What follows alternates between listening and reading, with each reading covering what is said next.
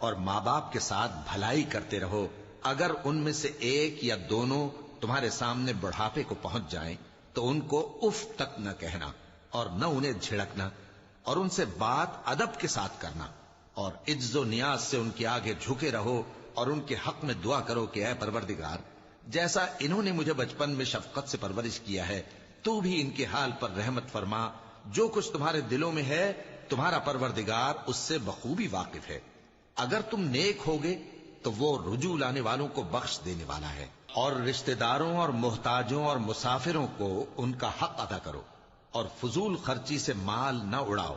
کہ فضول خرچی کرنے والے تو شیطان کے بھائی ہیں، اور شیطان اپنے پروردگار کی نعمتوں کا کفران کرنے والا یعنی ناشکرا ہے۔ اور اگر تم اپنے پروردگار کی رحمت یعنی فراخ دستی کے انتظار میں جس کی تمہیں امید ہو ان مستحقین کی طرف توجہ نہ کر سکو تو ان سے نرمی سے